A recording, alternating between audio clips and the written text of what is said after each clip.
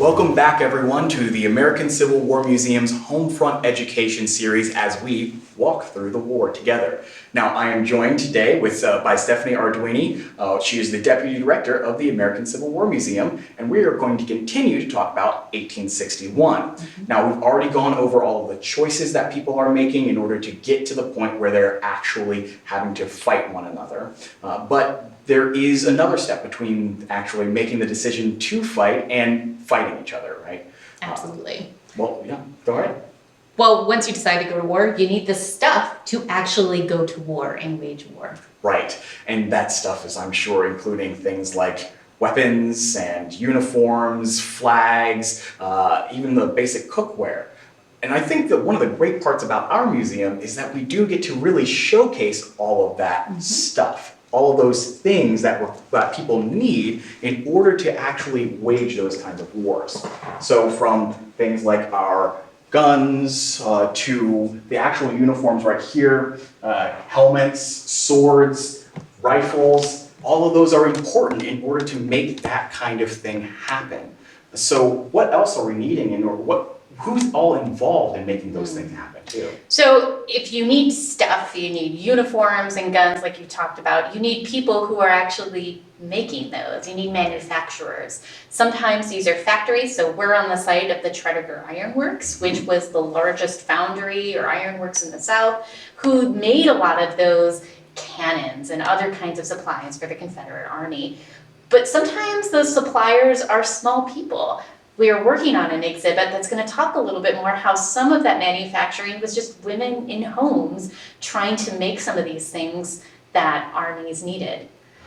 But people come in terms of manufacturing, but you also need people as part of this stuff. You need soldiers, and you need laborers who can support the armies, who are the ones who are cooking, who are transporting things, who are responsible for all the care and movement and logistics of an army. It's more than just have soldier, give them a gun, put them on the battlefield and go. There's a lot of work and organization that comes into play to get two armies mobilized and ready to go to war. Right. It really isn't have gun will travel. You do need a lot of other things behind it too. So that's great to know too, because I'm sure that includes labor of all sorts, to include enslaved labor. Absolutely. And in particular, because the Confederacy was founded on this idea to protect and expand slavery, they're using enslaved labor as part of their labor force. The United States is also using African Americans as part of their labor force.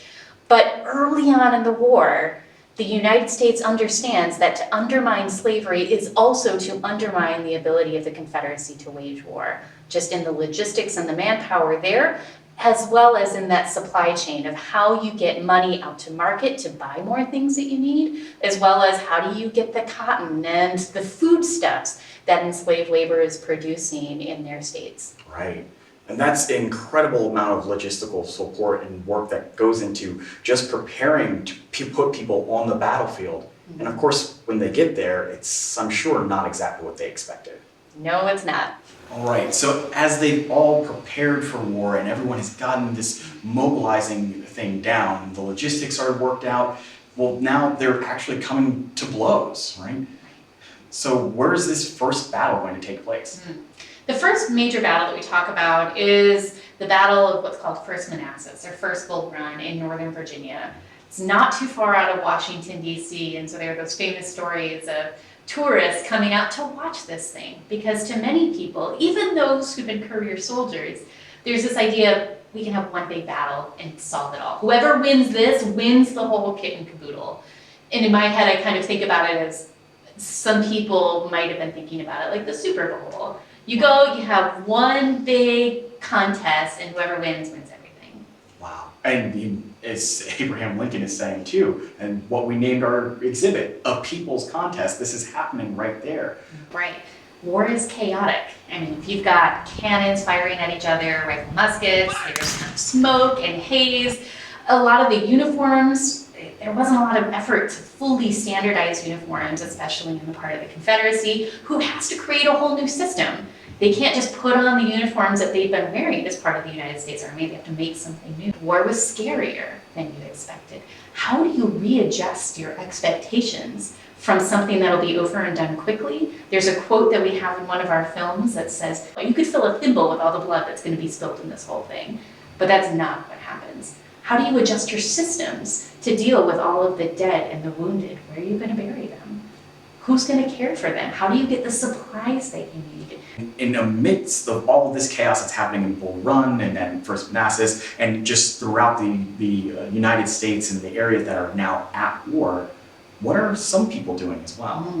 So what I find fascinating is how African Americans, especially enslaved African Americans, take advantage of this chaos to seize freedom for themselves.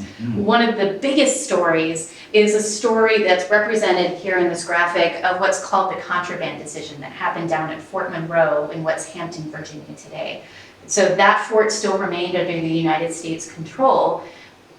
And this happened a month before this Battle of First Manassas. So 3 enslaved men, Frank Baker, James Townsend, and Shepard Mallory, rode across the James River under cover of night, showed up, and sought refuge from the United States Army and the commanding officer there, Benjamin Butler.